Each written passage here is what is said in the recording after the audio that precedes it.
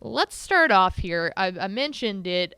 We are saying not goodbye in like a we're never going to see them on the news or at sporting events ever again type of way, but we will not see them play professionally, I guess you could say, in the sports. The two for us that I know that we really wanted to talk about were Sue Bird and her legendary, the GOAT in my eyes, her legendary WNBA career, and then nationally known as the GOAT, maybe the best female athlete of all time. I think I would say that. Any normal person can debate it, but it definitely feels like that. I just realized that screen does not have the WTF logo on it. It's pretty, I was though. Like, it's why do I look so dark? And then I was like, oh, there's a white background behind me. Well, now it's not snow anymore. But I was like, it's cold in here because it's a studio. It's like, I bet you it's like 60 degrees right now. It's so fitting. The snow was fitting on that screen. I really enjoyed it. I was like, wow, man, I feel like it's winter time. I love that you didn't say anything about it. No, well, I just noticed it when you said something about it. So, but now it's our logo, so it looks really pretty. There we go. That's better. Look, now I look like I'm actually here, and I'm not like lurking in the shadows of the Dave Campbell studio. This is my lurking pose, I guess, by the way. I don't know why. It looks even funnier because you can't see my arm. You look like a monster. Anyway. A pretty blonde monster. A pretty blonde monster. Yeah, there's probably a lot of people that would agree with that. Anyway, this graphic I want to throw up here to take, I wanted to talk, I know you want to talk a lot about Serena. I want to talk about Sue Bird. I think that people know how much, obviously, the both of us love football. Yeah. I don't know if I make it clear enough to the world, the population, the listeners, the viewers, that basketball has been my forever love. Yes. And I think that a big part of that has to go with the fact that I got to play it. I got to play it at a competitive level. As much as I love football, and as much as I wished more than anything that I could go suit up and play football, it holds a different spot in my heart because I got to learn the ins and out of the game from an experience perspective rather than studying it, watching tape, that kind of stuff. So it holds a different thing. Sue Bird, I mean, my icon forever. Growing up, still is, always has been. I felt like she and Diana put the WNBA on the map. They said, hey, look, how much more do we have to do to prove to you that it doesn't matter if it's men playing the game. It doesn't matter if it's women playing the game. Yes, there are key differences. You don't see a lot of women out there dunking.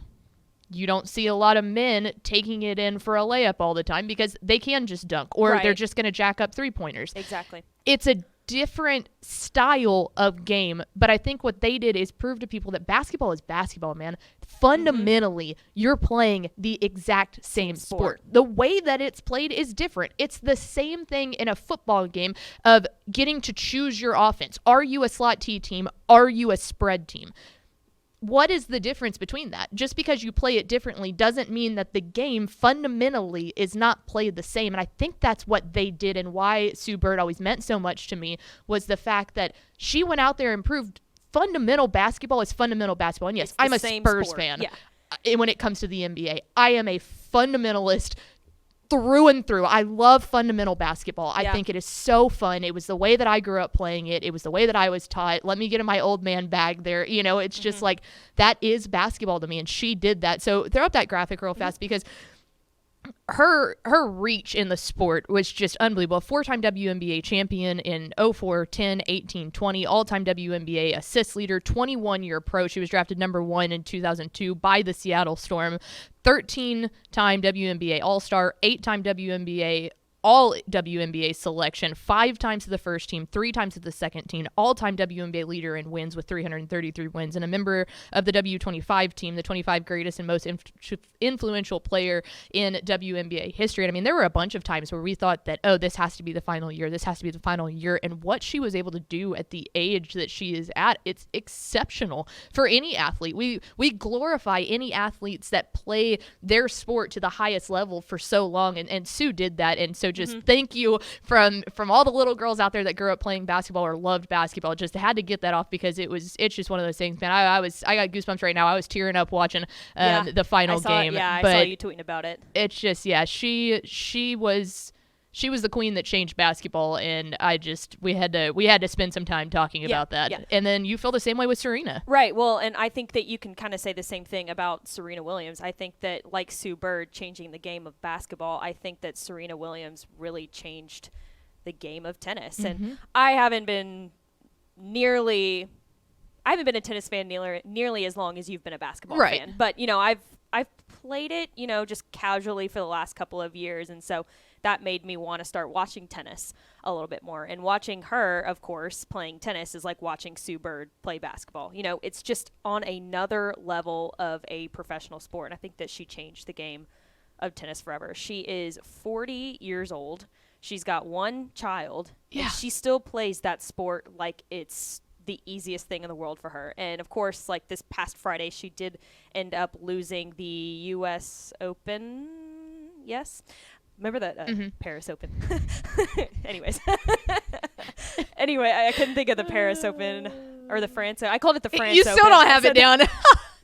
But anyways, Serena ended up losing the U.S. Open. And then she, of course, announced her retirement of the sport of tennis. But, man, yeah, she plays a sport like no other. And to look that good and to be that good at the age of 40, to have that kind of athleticism that she displays is unlike any other. My favorite part of watching Serena play is I think that a lot of people could say that tennis is more of a lackadaisical sport. You know, play tennis, yeah. Like I did. I used to play tennis, but I still do, but it's not for competitive reasons. Yeah. But you can say, oh, it's a pastime, or, oh, older people go to the country club and they go play it on the weekends and stuff to see. One, if you really know tennis, it's unbelievably competitive. But to see the level of competitive fierceness, I think is the best way to really put it into terms that she would show up with on the court. I mean, it was admirable for anything. Like you want to attack your life like that in any stretch. And I think that she forced people to recognize that kind of energy, that kind of passion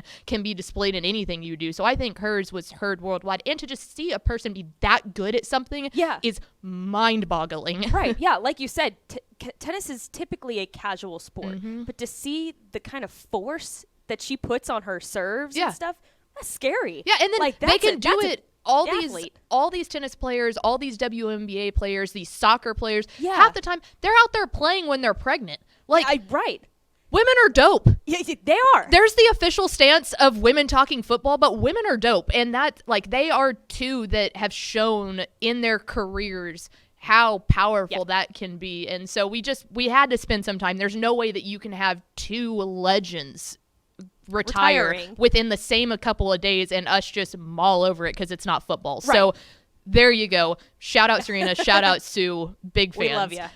Now we'll get into what you really came here for, and that's some football talk. It is the Texas high school football weekend. It is week 3. There's week 2 of college football, but we're going to specifically focus on the high school realms here. Let's tell you some games to watch out for on Dave Campbell's Texan Live. Going to start off tonight, 7 o'clock. I think the big headliner here for me is Klein Collins and Summer Creek. That'll be Turner Stadium. Jay Dunson on the call there. Cy Ridge and Langham Creek could be a fairly decent game, but I think Klein Collins and Summer Creek at 7 o'clock p.m. tonight is the one to keep your eye on. Moving on into tomorrow night, where the meat of the meat and potatoes are, I would say that the absolute headliner live on Texan Live at 7 o'clock p.m. at Galena Park ISD Stadium. Westfield and North Shore. Spring Westfield and North Shore have looked like the two top teams. Katie has something to say about that, obviously. But let's focus on these two. They have been two of the top teams. If you'll remember back to last year, it was Spring Westfield in week 3, the exact same week, that handed North Shore a loss in the regular season. They broke a 16-game win streak. It was turned everybody's heads. So it's one of those things. John Kay and his Red Mustang squad is going to be very focused on, I would assume, that game. Yeah. From last year, looking for a little revenge, and Coach Mike Meekins and his Red Mustang squad, if you notice a pattern here, are going to be focused on ruining their season again. I say ruining. They won the 6A Division I state championship, but you never know. A perfect season. 6-6. There we go. Thank you. They will have a 1 in the loss column.